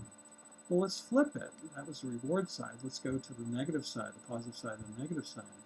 If we do bad thing X, and get punished Y, if we do bad thing X and get punished Y, a colleague doing the same should be punished no less. A colleague doing the same should be punished no less. Let me give you a pretty good example of this. You probably have seen it perhaps in your own lives. I'm not sure how many of you have a sibling or two. I was an only child. I don't have any siblings or whatever, but I do have two sons, and I have a better idea of what brothers are like, and I suppose sisters would be somewhat similar with regard to siblings. So let me give you an example of something that might have happened to you, but it's going to show you how equity theory comes into play. Let's say that you're in a family and you have two other siblings. You're the oldest, you have a middle sibling, and you have the youngest sibling. And the youngest sibling, of course, is called the baby. Even though the baby's no longer a baby anymore, that was the baby, right? The young one. So let's take you in this scenario. Let's go back to when you were, maybe 6 or 7 years old. The middle child was 4 or 5, and the baby was 2 or 3. And let's say mom and you're at home, and mom and dad are there, and it's a weekend, and you and your brothers and sisters or whatever, you and your siblings are kind of roughhousing in one of the rooms. Maybe you have a family room, TV room, or whatever. You're roughhousing a little bit, and your mom and dad are maybe in the kitchen cooking or whatever, and they hear you roughhousing this loud and everything. So they come in and they yell at you, calm down, settle down, watch some TV, stop all this nonsense, just be quiet. So they go back into the kitchen and they're cooking or whatever. Of course, you and your siblings, you're still roughhousing and doing all sorts of things, trying to keep it a little subtle initially, but you're still roughhousing. And all of a sudden, the lamp falls and it breaks. Oh my gosh, it breaks. And, your mom or dad come running in, and this is the lamp that, Great Aunt Harriet or Great Uncle Al or whatever, got, as a wedding gift or something like that. It's invaluable to your parents from a sympathy type of standpoint, but in real life it's probably not worth 10 cents, but it's broken. So they are hugely upset. They're mad. Oh, I can't believe, look what you broke. We told you not to do this. So they start to dole out punishment. Now you're the oldest, so they start yelling at you. You should have known better. You're only, 5 or 6 or something like that. You should have known better. And, your punishment is, and you're going to be grounded for 2 weeks, and you can't do this, and you're supposed to go sleep overnight that night with your buddy. You can't do that. Bang, bang, bang. Same probably for the middle kid. You have punishment. Around 2 weeks, and then but the baby. Oh my gosh! Oh, they pick up the baby. Oh, it's not. You don't know what's going on. These horrible kids. They told you what to do. You're just a baby. And they slap the baby's hands and don't do that. And, they blow in the ear and they tickle the baby and then the baby out. Is that equal punishment? And what happens if that type of punishment continues year in and year out? All of a sudden now, you're 15, 16, middle sibling is 14, the baby now is 12. So the baby who just came home from a date, just had engaged in oral sex, has been drinking beer, maybe smoking something that's illegal in some states and not in others. The baby comes in, the baby, right? And the three of you are doing something and you get in trouble, and once again mom and dad come in and it's the same thing. The older sibling, maybe the middle one, get the same harsh punishment, but the baby is much, much lighter. Not the slap on the wrist before, but still lighter. I want you to think about this. This goes on, to say, time and time again. It goes on for years. Is that fair? The baby no longer is a baby and still getting lighter punishment. Think about how you feel now about the baby who gets away with everything. So many of you would probably now, you're mad at the baby. In fact, when mom and dad leave, you probably go and punch the baby and take it out on the baby. You can't, who's now 15 or whatever, but you take it out on the baby. And with regard to your mom and dad, how do you feel about them? You're probably not pleased. You probably think, oh, you favor the other kid or whatever like that, so you're probably not pleased. So think how equity theory impacts your motivation and your morale. And the same goes on in the workplace. If you don't treat your employees equitably, if you don't treat them equally, all of a sudden you're going to find some employees who don't like you because you're not treating them fairly, you're not treating them equally, and they're probably going to start to not like some of the employees who get the favors because they're the baby now. So one of the things you want to be very careful about in the workplace is equity theory. It certainly has a big impact on motivation and morale and productivity in the workplace. Well, let's now go on to, I believe it's the 8th of these theories, and it's called expectancy theory. Okay, let's take a look at this thing called expectancy theory. It's, I believe, the 8th of these motivational principles and theories. And like equity theory, it's one of my favorites. It's not that the others are bad. The others are great. I just particularly like these two.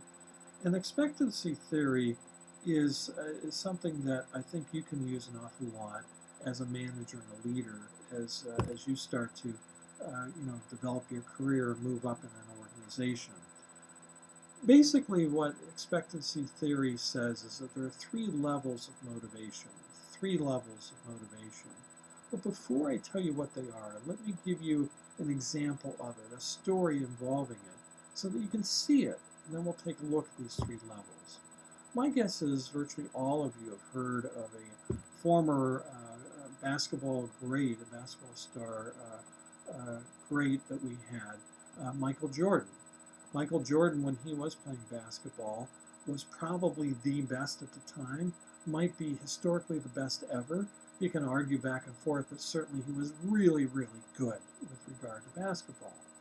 And he did something really odd, probably about 3/4 of the way through his career, when he was basically at the top. He wasn't starting downhill yet. He was at the top and probably still going up a little bit. He decided that he was going to quit playing basketball. He wanted to play pro baseball. Quit playing basketball and started playing pro baseball. Now, he had played baseball in college, but most of what he did in college was basketball. And baseball was not his gig, and he really hadn't played baseball since he got out of college.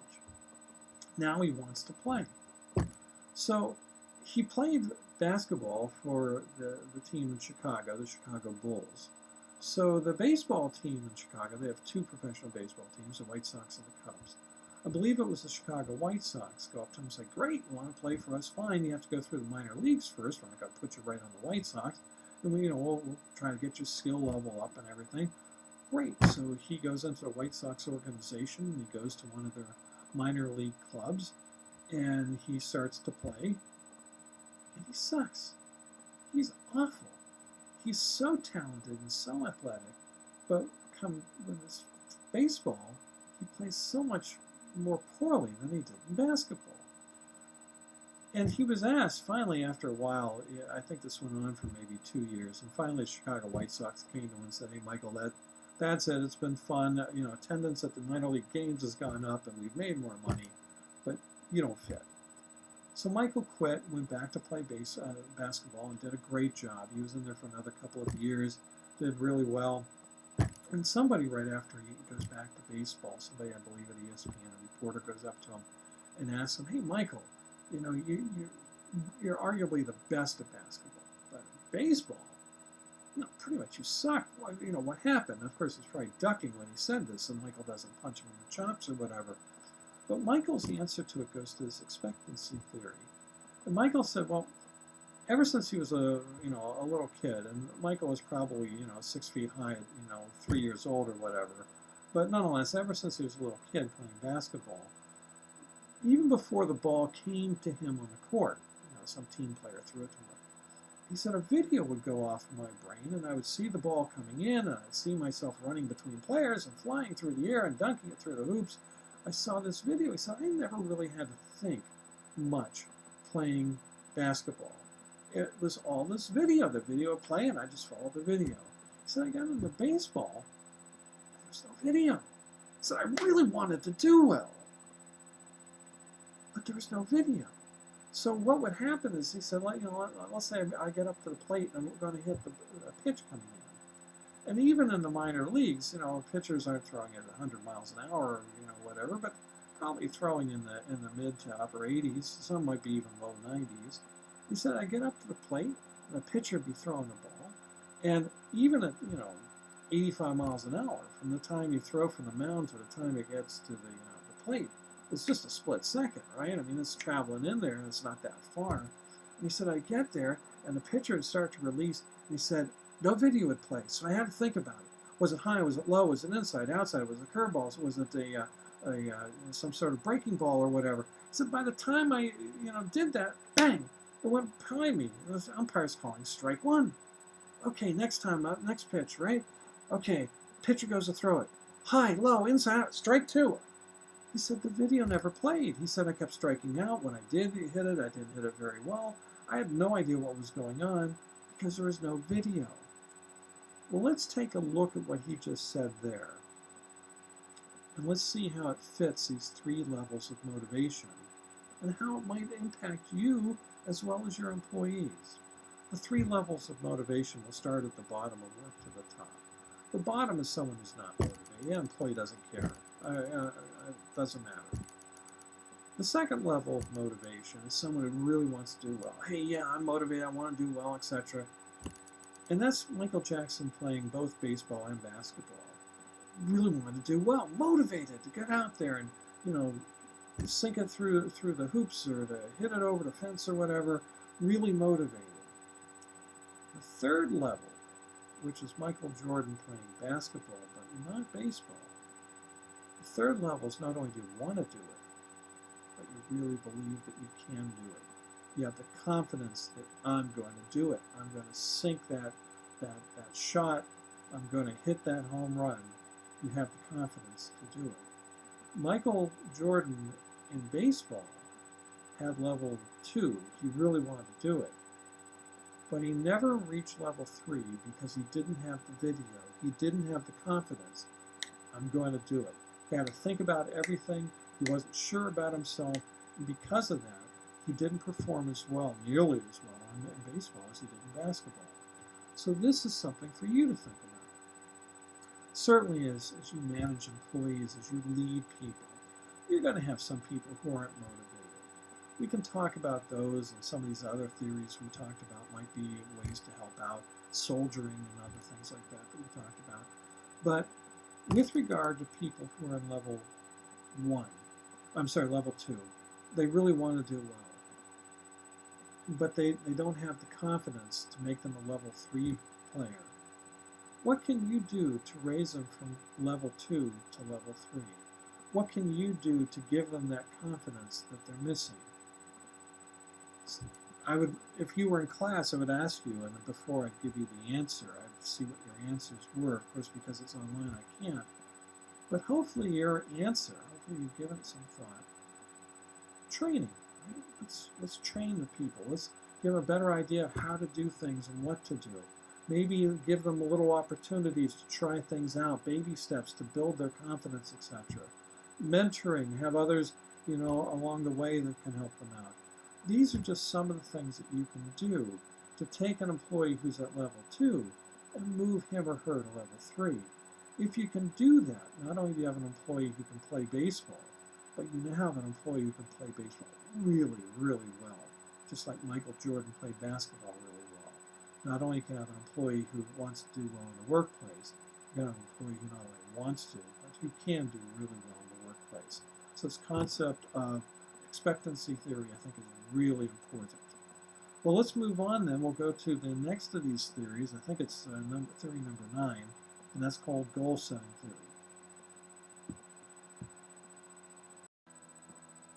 All right, let's take a look at the ninth of these theories, goal-setting theory.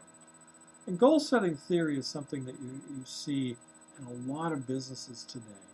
In fact, to some degree, you might even see it a little bit in education as well with regard to students. But you definitely see it in business, maybe even to some degree with sports teams that you've been on, but definitely in business. Well, what is it? Goal-setting theory talks about turning your goal as the leader, your goal as the manager, turning your goal into our goal, turning your goal into the employee's goal. It's no longer you want to do it, your employees want to do it. Let me give you an example first, and we'll talk a little bit more about that. The example I have for you involves a youth baseball team that I coached years ago. And these kids, I believe, were probably around the 10-year-old level. It might have been 9 and 10 or 11, someplace in that area. And I had managed a team, actually the first team I managed the year before, the 7 and 8-year-olds or whatever. I guess it was 9 and 10. And I was an outsider in this organization. I'm from Ohio, and I'm now living in greater Pittsburgh. So I didn't go to the local high school. I didn't know too much about Pittsburgh, and I moved here for a job, etc. that I had. As I mentioned, I taught at Pitt. So I did, however, I did play baseball when I was a kid, right? So I knew about baseball. So when I moved here, and after a while, I got married and had some kids, and my kids started to, get to the point where we're learning sports or whatever. One of the sports that I taught them and that they really liked, still do to this day, was baseball. So there's a local athletic association, and they had, baseball teams, organized baseball teams for the kids in the community. And they started off, t-ball around 4 or 5 years old, and then they moved up. So around, I don't know, the 7 and 8-year-old level, I volunteered. I'd like to be a coach. And I went to the athletic association. Hey, you got a team. I played some baseball myself. I'd like to be a coach. I'd like to work with the kids and whatever. I'm a teacher. I really like helping people in that regard. And I said, well, you didn't go to the local high school. You didn't go to North Allegheny. I mean, we don't know you. And, well, thanks so much. We appreciate it. We'll think about it. Well, they did. And they basically just wanted insiders to manage the team. And I guess I was kind of okay with that. But it turned out that one of the managers who's going to manage one of the teams, one of the kid teams, moved or couldn't do it for business or whatever. And they came to me and said, well, listen, we can't find anybody else. You know something about baseball. You indicate an interest. How would you like to have a team? Sure, no problem. Great. So they gave me the team, and it was a blast. I loved it, working with the kids and everything else like that. And the interesting thing occurs, everybody assumed, well, he's from Ohio. He's not from here. So they must have played baseball with sticks and stones as opposed to us with balls and bats. For everybody, what's he going to know? So I end up leading this team. They kind of assumed I was going to, my team is going to do pretty poorly or whatever, maybe mediocre, but it's certainly not going to be a stellar team because they went to the high school here and they played ball and all this other stuff. So we go through, and guess what team ends up coming in first? The team I had. I didn't do any real magic on it. I mean, I just liked working with the kids or whatever, but the team came in first. And that really ticked off a lot of the managers of these other teams, a lot of the insiders. Like, where did this guy do? How did And particularly when my team would beat the team one of them was managing, oh my gosh, they just absolutely couldn't believe it. So the next year, again, I guess going up to the 9 and 10-year-old level, I said, hey, I'd like to have a team. And he said, yeah, okay, we'll give you a team. And what they did is they went around to all the other teams that were moving up, and they took most of the really bad players, and they took them off the teams that were going to be on top, and they gave him and put him on my team.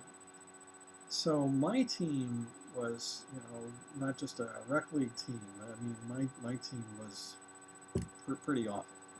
And I showed up, for the first meeting of the team, our first practice, if you remember what those are like, the teams that you were on. It's you do some basic drills. It's more of a breaking ice type of thing where the kids meet the coaches meet the kids, everybody sees who's on the team and whatever.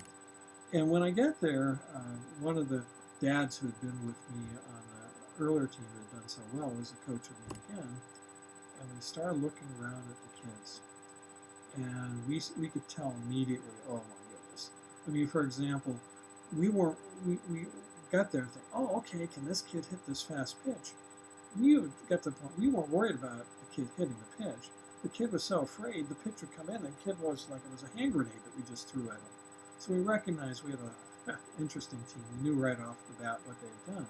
So at the end of the first practice, we went to the kids, and the kids knew it too. The kids looked around and said, hey, nobody good is on this team. Where is Tom, and where's John, and but they weren't there. They recognized it.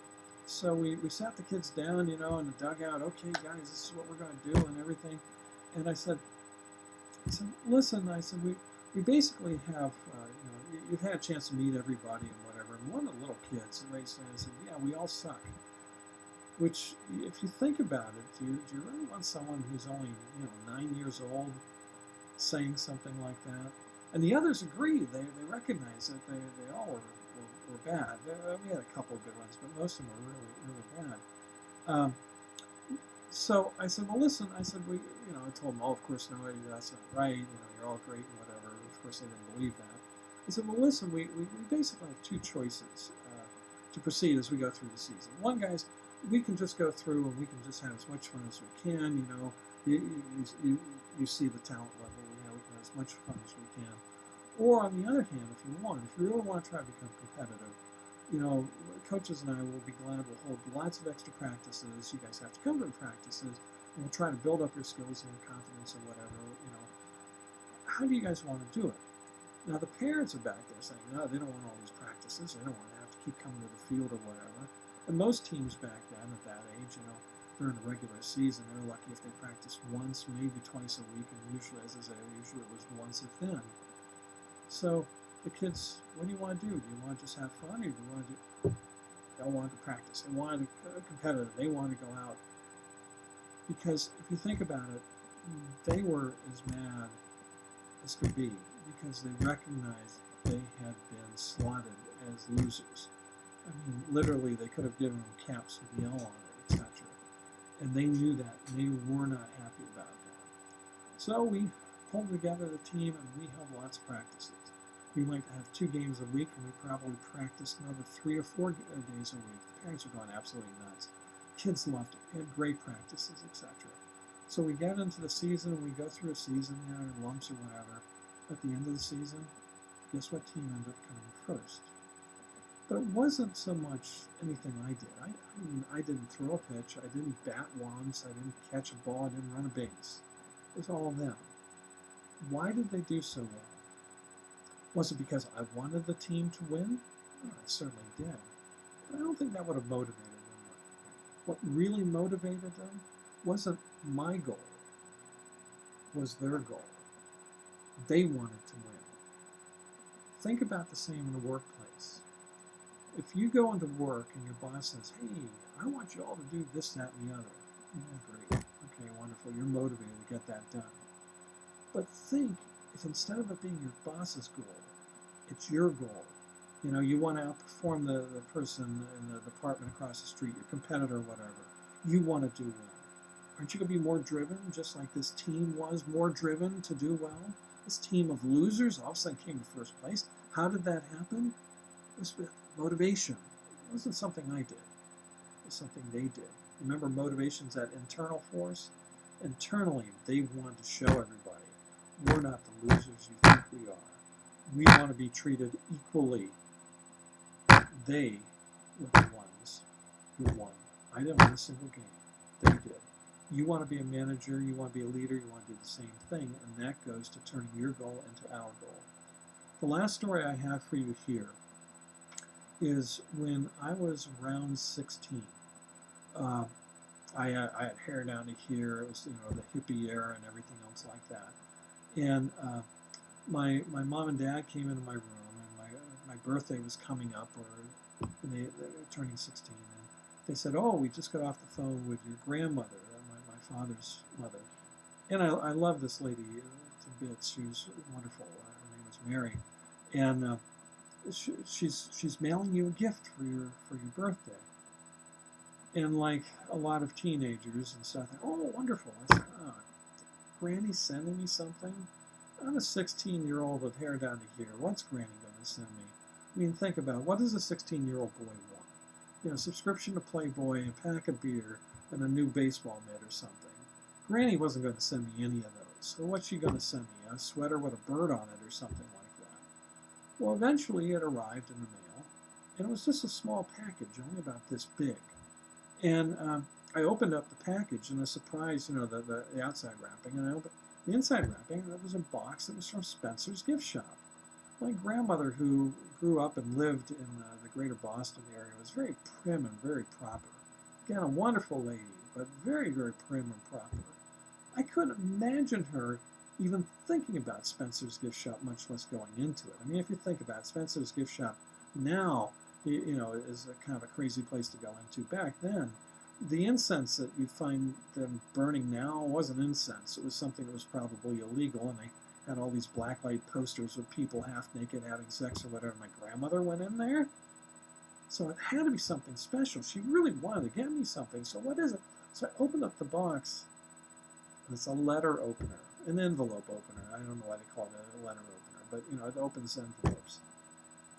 It's about this long. It's got like a little knife-like thing here to open it up, and then there's a little wooden dowel that the metal goes into. I'm thinking, oh great, I'm 16 years old. What do I want with this? I mean, first off, Granny or my grandmother's telling you don't write enough. I mean, this is a day before email and whatever. You had to write something, put it in the mail, and send it off.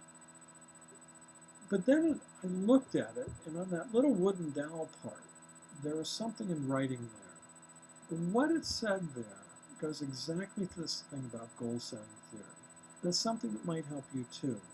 What it said there was diplomacy is the art of letting someone else have your own way. Diplomacy is the art of letting someone else have your own way. It's basically turning your goal into our goal. I've kept that. I still have that someplace around here. I think the metal part broke off, but I still have the wooden dowel with it. Because again, that goes right to this thing of goal setting. If you really want to motivate somebody, you don't motivate them by saying, this is my goal. You motivate them by turning your goal into theirs. They really want to do it, they're going to get it done. They're going to move to that next level. So hopefully that will help you. One of the other things I'll mention just in closing is your textbook mentions of different types of management techniques that go hand in hand with some of these. One that you'll find in business that does this as well is called management by objective, or MBO. And this is where your boss will sit down with you periodically during your reviews or whatever, and your boss will go over, and between you and your boss, you will set goals for yourself for the next review period, the next year. You'll set up these objectives, but it won't be your boss's objective. It'll be what you and your boss come up together. So what they're trying to do is they're trying to turn your boss's goal into your goal using management by objectives. So let's go on to the next of the legal theories, and this will be the last of the legal theories. The next of the motivational theories, and this will be the last one that we'll be talking about. Okay, we've talked about a whole bunch of principles and theories with regard to motivation. And some of them have been really, I think, enlightening. Some maybe not so much, but even them, you could probably find something to work that might help you. Well, this last of the theories that I have, I think also can help you as well. And it's called McClellan's need theory.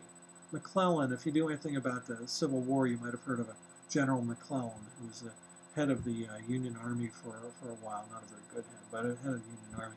This is McClellan's need theory. It has nothing to do with the general, by the way, just someone has that same name. What McClellan did is said, hey, listen, just like McGregor and everybody else, Maslow, yeah, their needs in the workplace and whatever. But McClellan came up with a completely different set of needs than people talked about before. You know, the need for, you know, recognition, the need for safety, and all these other. McClellan came up with some additional needs, some different needs that are really there that you should look at, because if you can fulfill the needs of your employees that have these, you might be able to help to motivate them better. So what needs did McClellan come up with that others hadn't? McClellan basically said that there are 3 additional needs in business that we have to look at. And each of these 3, by the way, has kind of at least 2 of the 3, have kind of a parallel way of looking at things. And I'll tell you what those are as well. So you might say McClellan, instead of having 3, has 5 or 6 or whatever. But let's take a look at the 3 and we'll break it down. The first of the needs that McClellan looks at is he says some people have a really high need to achieve. High need to achieve. And by the way, with regard to these 3 needs, it's not like anybody has none of these. Virtually all of us have a combination of them. But usually you'll find one of them is more dominant than the others. So the first of these is called the need to achieve. Some people have a real dominant need to achieve. Let's take a look at some of the characteristics of somebody who has a high need to achieve. Maybe you do. A high need to achieve some of the factors that we have here. This person wants to accomplish a lot, wants to excel, wants to overcome challenges. This person indeed wants challenges. If you have a work environment that's just mundane, this person is going to go nuts. This person wants to have challenges. This person wants to go faster and farther and wants to surpass others. Everything's a competition for this person. This person likes to be in competition. If there's no competition, this person is just bored out of his or her mind. This person likes competition. This person seeks out situations that require skill and hard work. This person wants to be challenged and wants to use his or her skill and wants to work hard to get something done. This type of person, another characteristic, this person needs a lot of feedback with regard to his or her performance. How well did I do? Did I, where am I? Can I do better? What should I do next, etc. They want lots of feedback with regard to this. You'll find that many people who are entrepreneurs have high needs to achieve. They're driven to come up with that new product and make this one of the best things ever that was ever sold out there. Take a look at a Steve Jobs or take a look at a Bill Gates or whatever. These people who had high needs to achieve wanted to really come out and wanted to show everybody, look at what I've done. Look at what I've done here with regard to it. One of the things you want to be careful about, though, with people with high need to achieve, it's great having that in the workplace. But one of the things you want to be careful about, be careful they don't go too far. People with really high needs to achieve want to get the job done whether they have to cut corners or not. Whether it's ethical or not, they will get it done. I'm going to get it done. I don't care if I have to lie, cheat, and steal to get it, but I'm going to get it done. So you want to be careful about these in the workplace. You want someone who has a high level of achievement, but you also want someone whose level of achievement is not going to overrule their rule of ethics or your rule of ethics that you have. Now, I mentioned that there's usually a shadow side, a flip side to each of these needs. Someone has a high need of achievement, someone who's similar, but kind of the shadow side, the flip side of the coin, is someone who has a high fear of failure. A high fear of failure. This person, doesn't want to fail. Failure scares the pants off of this person. This person wants to do everything he or she can do not to fail. And an interesting thing is they oftentimes define failure differently than others. Some students define failure as, I got an F, I got a D, I got a C. Well, let me give you an example. One of my sons, if the son is basically a straight A student, and if he gets an A minus or if he got a B, my gosh, that's failure to him. Well, one of the things you tend to find is people have a high fear of failure. They define failure as something usually higher than what we do.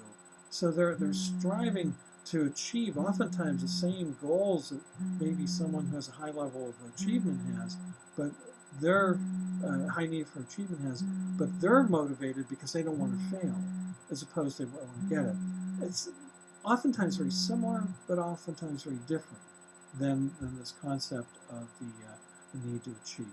You might have a high need to achieve, you might have a high fear of failure. By the way, there's nothing wrong with any of these, depending on where you're at, nothing wrong with any of them. So that's the first of these. Let's go to the second of the three needs that we talked about. Some people have a high need for affiliation. A high need for affiliation. These are people who are concerned with relationships. They want to be a member. They want to be a part of something. They want to be loved. They want to be respected, etc. with regard to it. That's great. There can be some really good things there, the high loyalty of the membership and everything else like that. But just like we had something you want to be concerned about with the need to achieve people, here, one of the things you want to be careful about is oftentimes people with a real high need to achieve don't make very good leaders. And that's because they want to be loved so much, making hard decisions where people find that maybe aren't popular decisions. It's very difficult for them to do because they want people to love them. And if I have to make a decision that's not popular, it might be the right decision, but people might not love me. So it can be difficult for people with high needs for affiliation to be leaders. Now, once again, we have kind of a flip side, a shadow side to this. People who are similar to having a high need for affiliation are people who have a high fear of rejection, high fear of rejection. They don't really care if everybody loves them. They just don't want people to reject them. They want to be part of the group, not so much because everybody loves them, but because they don't want to be on the outside. They don't want people to reject them. So they have, just as we have fear of failure and need to achieve are very similar. Fear of rejection and need for affiliation are similar. There's some differences as well. So you might have a high need for affiliation, or you might have a high fear of failure with regard to it. Well, let's go to the last of these needs that is mentioned by McClellan. And the last of these needs is the need for power. The need for power. You've heard of people who are power hungry. The need for power. These are people who need to lead. They need to influence. They want to coach. They want to teach. They want to encourage others. They want to be in charge. This is what we're going to do, etc. Again, coaches and teachers oftentimes you see have a high need for power that we have. Related to this, you've got to be careful, though, just like we had some careful things we want with regard to need to achieve and affiliation. People with a high need for power, be careful. Some of them are really selfish. Some of them are selfish. So when they finally get that power, they use the power for themselves. Others who have a high need for power and strive for the power, when they finally get it, they want to help others. Those certainly are the people I want to have a high need for power. They look at the common good as opposed to their good. They look at commonwealth as opposed to self-wealth with regard to it. The flip side, the related side, the shadow side of this is people have a fear of losing control. People who have a fear of losing control. They have to control everything, not so much because they want to control you, but they don't want others to control them. When others control us, as if I'm on that group, it's like, oh my gosh, they're always doing bad things, they're making bad decisions. So they don't want to lose control to that because they fear, oh my gosh, if I'm not in control, all bad things can happen to me. So they don't want to lose control. It's very similar to having a need for power, but it's a little bit different perspective, just like we had with regard to the others. Well, this finishes what I wanted to talk about with regard to motivation. And you can see we went over all sorts of different types of motivational tools and perspectives and whatever. Hopefully we've given you another tool or so for your toolkit to help you to be a better leader. Because think about it, if you want to be a good leader, if you want to be a successful leader, you really have to be motivational. You have to understand motivation. You have to be able to motivate those people who will become and will be your followers to do the things that you want them to do. So this concept of motivation, it's huge. And not only is it important, say, for this class, okay, I got to do it for quiz 1 or whatever it might be, and some of the other gradables that we have. Not only is it important for you as a leader in your work or whatever you're doing, the coach of a team or whatever it might be that you have. But I want you to think about how motivation can help you just from a personal level. When you go home tonight and you try to motivate somebody in your household, try to motivate your boyfriend, your girlfriend, your friends down the street, you try to go in for a job interview and you're trying to motivate these people to hire you. Motivation can be big, not just in the career level, but in the personal level as well. So hopefully you picked up something here. And now we'll move on to our next topic in leadership.